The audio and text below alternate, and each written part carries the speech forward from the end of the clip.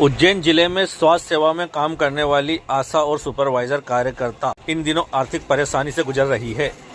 समय पर मानदेय नहीं मिलने के कारण कई कार्यकर्ताओं को घर चलाने में दिक्कत हो रही है। हालात ऐसे हो गए हैं कि एक आशा सहयोगी को अपने बच्चे के इलाज और परिवार का खर्च चलाने के लिए अपने जेवर तक गिरवे रखने पड़े। इसी समस्या को लेकर आशा एवं सुपरवाइजर कार्यकर्ता महासंघ की सदस्य कलेक्टर कार्यालय पहुंची और ज्ञापन देकर अपनी परेशानी बताई। उन्होंने मांग की कि उनका मानदेय समय पर और पूरा दिया जाए। महासंघ की प्रदेश महामंत्री सुमन पटेल ने कहा कि अब मानदेय पूरा देने के बजाय थोड़ा थोड़ा करके डाला जा रहा है, जिससे कार्यकर्ताओं को काफी परेशानी हो रही है। उन्होंने मांग की कि हर महीने की 5 तारीख तक पूरा मानदेय एक साथ खाते में जमा किया जाए। वहीं कार्यकर्ताओं ने चेतावनी दी है कि अगर मानदेय की समस्या जल्द हल नहीं हुई और उन्हें परेशान करना बंद नहीं किया गया तो वे आगे बड़ा आंदोलन करने को मजबूर होंगी। ये आज हमारा ज्ञापन जिला स्तरीय था और केवल उज्जैन जिले में ही हमने दिया है। आशा और सुपरवाइजरों की कई समस्याएं हैं, उसके विषय पे कलेक्टर सर को अवगत कराया है। क्या समस्या है?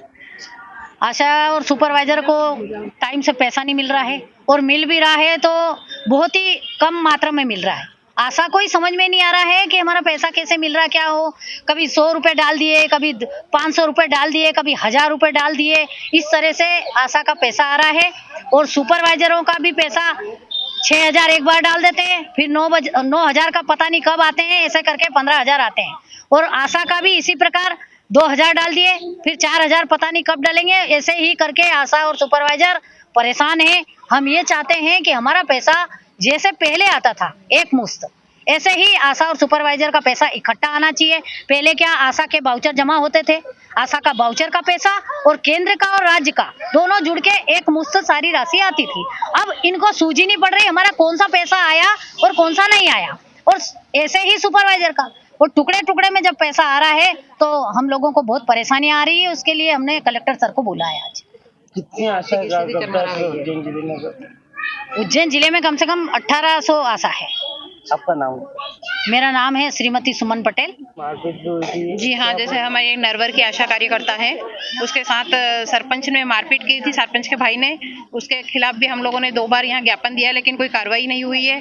उसके बाद हमारी एक आशा सुपरवाइजर को निकाल दिया गया है। उसको लिए भी हमने बोला था, लेकिन अभी उसके 5000 रुपये उसके 5 महीने का पेमेंट उसका रुका हुआ है, लेकिन अभी तक पेमेंट नहीं दिया गया है। इसके बाद हमारा 2023 में जो पेमेंट बढ़ा था वो 1500 रुपये करके 4 महीने का पेमेंट है, वो भी हमें अभी आज तक नहीं दिया गया है। सभी जिलों में दे दिया गया है, लेकिन सिर्फ यही उज्जैन ब्लॉक ऐसा बचा हुआ है। पूरे तहसीलों में दे दिया गया है, लेकिन उज्जैन ब्लॉक बचा हुआ है। आपका नाम? मेरा नाम वंदना जोशी है, मैं जिला अध्यक्ष हूँ।